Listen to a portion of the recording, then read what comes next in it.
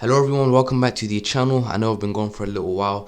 However, in this video I should be able to redeem myself. In this video I'm going to be breaking down trades from my best trading week of all time. So basically last week in the mentorship group, we had the best week ever that I've had personally, 52 RR in 1 week. So 52% on our accounts in 1 week. And I'm going to be breaking down 3 of the biggest winners. So Euro JPY, a 1 to 25 R trade, Euro CAD, a 1 to 34 R trade, and then a trade on the Nasdaq that was a 1 to 8 R trade. So I'm going to be breaking all of them down, so stay tuned. I am also going to be showing Metatrader5 entries for all of those 3 pairs. I'm going to get a couple of Metatrader5 entries up on the screen right now, and that's just to show that I do actually enter the trades that I send to the group. So as you can see right now, you should be able to see my entries. You should also be able to see how long I've held them for and the place at which I've entered, and I may even show you guys a couple of profit screenshots in here as well. But that's to show you that I'm not faking results. So I hope that clears that up. And yeah, I'm gonna get straight into it. One thing before I actually do get straight into it, I've been getting loads of people asking me to do like a trading setup tour, to show like the monitors, the desks that I use for trading. I'm gonna give you guys a sneak peek on the screen right now, so you should be able to see like my point of view on the desk. If you want a full video about my trading setup, leave a comment down below and get this video to 500 likes.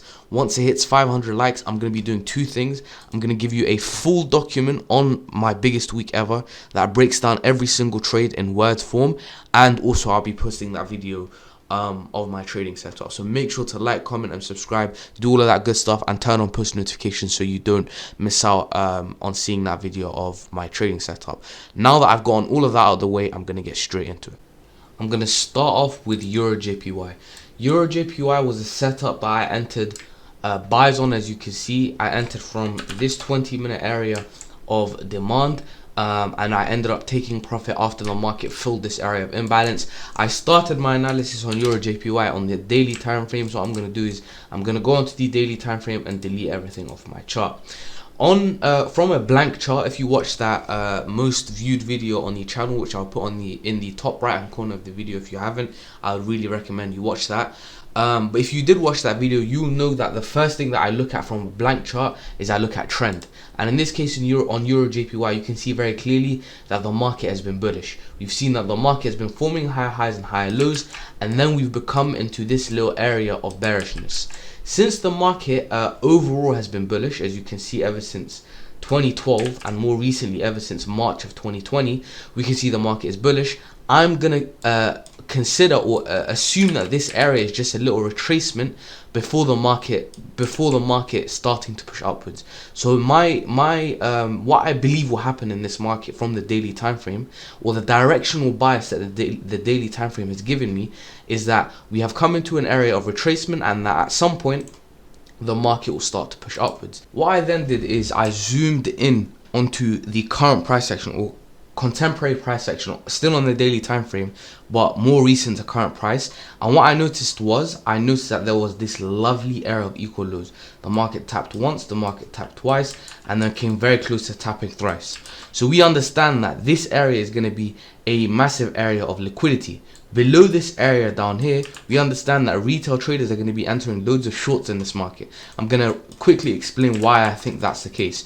For those of you that have been retail traders before, you understand that when retail traders trade retail support and resistance, they understand that they buy at areas of support. However, if the market breaks below that area of support, they're going to wait for opportunities to short this market. And the best opportunity to short a market after it's broken through an area of support is where it breaks that area of support, retests that area of support, and this would be where you sell, and then it rallies all the way to the downside. But the point is that below an area of support, retail traders are going to be looking for opportunities to short this market. And remember, our directional bias from the higher time frames was that we are expecting for at some point the market to start going bullish. So this goes with our directional bias. Why does it go with our directional bias? Reason for that is when retail traders are shorting the market here, that means smart money has the liquidity that they need to buy the market. Why is that? Because you need a buyer if you want to sell, and you need a seller if you want to buy. So in this transaction where smart money is buying here, retail is selling, and providing the liquidity, and smart money is using that liquidity to buy. So that's how that transaction is going on here. So what I then wanted to do is I wanted to go into the lower time frames after the market broke the low. And so I understand that below this area of equal lows, this whole area is like a point of interest or a POY. I want for the market, when it comes into this POY, which is the area below the equal lows, or an area of liquidity, I want to see what the market is doing. I don't necessarily expect for anything to happen. I'm just going to watch to see. But the ideal scenario would be that the market is starting to show bullish intent. What do I mean by that? I mean the market is starting to lose bearish momentum. The market is starting to push upwards and break structure. We're starting to see changes of character on the lower time frames. That would be my ideal scenario. So then what I would do is I drop onto the lower time frames. I'd go onto a time frame such as the 1 hour time frame. And what do I see here? I see exactly what I was looking for. I see the market showing me bullish intent. I see that the market was going into our POY with a lot of momentum. You can see that the market was going in with a lot of bullish volume behind it. And then you can see that bullish volume start to diminish a little bit. And then we have our immense, our big push to the upside that we were expecting. When I see this type of thing happen in the market, my brain needs to start telling me Wyckoff. Why is this Wyckoff? Because when we think about Wyckoff distribution and accumulation schematics, that's exactly what they look like. They look like the market coming into an area with a lot of momentum, right? Say it's a distribution. We expect the market to come in with a lot of bullish momentum. It's coming in with a lot of volume telling it to go to the upside. Then you can see that volume start to plateau a little bit. You can see the market start to plateau, and then you see the market pushing down. At the top of that market, you know that there's been a distribution. And right here, what I see is at the bottom of this market, or right here, there's been an accumulation. So I can start looking for entries going alongside that that sort of accumulation schematic that we have inside of our area of liquidity, or inside of our point of interest. So this is where I start to mark it out, and I start to mark out areas of liquidity. The first major area of liquidity that I noticed was right here. You'll notice that the market tapped this area twice. It tapped once here with this wick, and then again with this second wick. We understand that here there's going to be a lot of liquidity. The market then takes that liquidity with this spring. If you watch that video about Wyckoff, if you haven't, I would recommend watching that.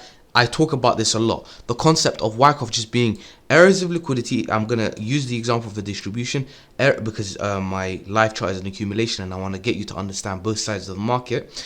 If we have our distribution, we'll have areas of liquidity or areas of resistance form. The market push to the upside, give us our UTAD or our spring before then dropping. That's what a distribution will look like. In an accumulating market like this, we expect for the market to form areas of liquidity right here in the lows of the market within areas of support. The market then take that liquidity and use that liquidity to enter buys. So that's what we expect to happen in a Wyckoff schematic. But if you want more detail, or if you want a full video about that, top right hand corner of the video, and that should help you out. So once we've established that we are in a Wyckoff accumulation schematic, the next thing we need to do is start actually marking out the Wyckoff schematic. So first thing that I'm going to mark out is that area of liquidity that we already looked at before. So the market tested this area once, tested again here, and then we had the lowest point of our schematic right here. Therefore, I can 100% put this down as my spring. So this was my spring. Before that, we have two things that happen. We have our seller's climax and our secondary test. They happen at roughly the same level. So I can say this is my secondary test, and this is my seller's climax because it happens before the secondary test, and then this is my secondary test. So we have our seller's climax, secondary test, and spring so far. After the spring break structure is where we can actually start looking for entries. So after this point, we can actually start looking for entries to get in on this market. So what you do is you drop from the 1 hour to whatever time frame you find a valid order block on, and then you'd start looking to actually set limits. I'm not going to bore you by actually scrolling through each of the time frames. I'm going to skip straight to the 20-minute time frame, which is where I actually found the order block that I was looking at entering from. I found that number one, we had this 20-minute order block that formed. The market had already tapped into that order block before it broke structure above this high, and therefore it was a mitigated order block. That meant that I couldn't just set limits here. Reason for that being that it had already been mitigated and therefore was no longer valid. So I needed to find another order block after that had happened after this point, or that had formed after this point, that was also valid, that I could then enter from. I then found, if I just replay this market, this order block right here. This was my favorite order block by far. I liked it because number one, it fulfilled both of our criteria. So criteria number one being it gave us our break of structure.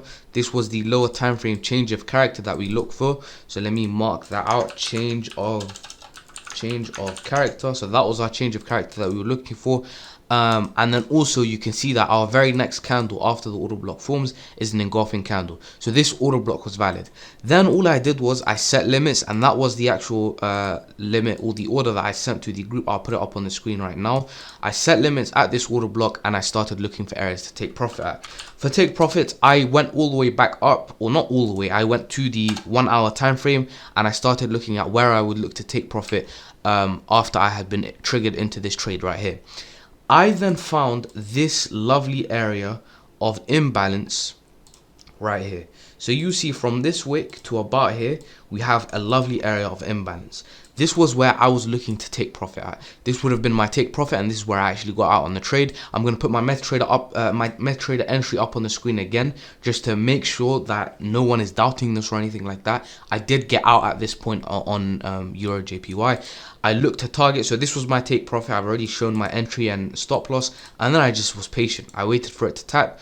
It tapped perfectly. Let me just show us it tapping. 1 second, let me play that back a little slower.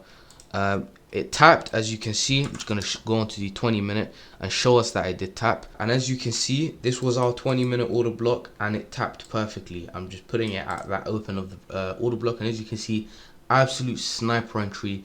It did tap a little earlier, but then it came back to the open price of our trade. It didn't go in profit enough for me to actually set stop loss at break even and get stopped out at break even. So I was still in this trade when it did come back to me, to the open price of our trade, and then from that point, if I just show us, it flew all the way to the upside, all the way to take profit. It did take a little while, and there you go, it tapped take profit. After it tapped take profit, I'm just going to show us something why take profit is so important. People don't really talk about the importance of take profit. Take profit is very, very important, because if you get out at the right price, then you can have something like this happen. So we've gotten a sniper entry and also a sniper exit. The market fills that imbalance, and then once it fills that imbalance, comes all the way back down to our entry price. So take profit is a very, very important thing to make sure you are understanding, because if I didn't get out at that point, then I'd probably be still holding this entry here, and I'd have to deal with basically losing out on all of the profit. So make sure to pay yourself, and as you can see, it literally came back to break even price and then started to go upwards. So make sure to take profit at the correct places to take profit at, and in this case I took profit at this 1 hour imbalance. That imbalance was filled. If I just bring it back, the imbalance was filled, and then the market came back. So that was Euro JPY. It was a very, very clean entry, no waffling. It tapped perfectly and then pushed upwards. It was sent to the group chat. We did have great feedback coming out of the group. We're going to put a couple of feedback, a little bit of feedback from the group chat after that Euro JPY trade. But that was that. In terms of Euro CAD and the Nasdaq, we are a good bit into this video now, so I don't want to waffle too much. But the Euro CAD was a very, very similar setup. In fact, I'm gonna not break these down. So Euro CAD and the Nasdaq, I'm gonna leave for another video. But they were again very similar to Euro JPY. They were broken down in this document right here. So if you want access to a breakdown of that, you can read through this document, and it should help out a lot. But that's all really for this video. If you do want to join the group and you do want to catch trades like this, so you can see on Euro JPY, this was the trade that I sent to the group, that 20-minute area, and this was the actual signal that I sent to the group, and it ended up playing out perfectly. So if you want to be able to get in on trades like this and be updated as the trade goes on what to do, so you can see I told them when to set stop loss at break even and so on and so forth. First link in the description. We're doing a Boxing Day sale. Prices are at $100, so make sure you take advantage of that. But yeah, that's all for this video. Thank you all for watching, and again, remember, if you want that full trading setup video, 500 likes and I'll get that out for you guys. Thank you for watching, and I'll see you all in the next video.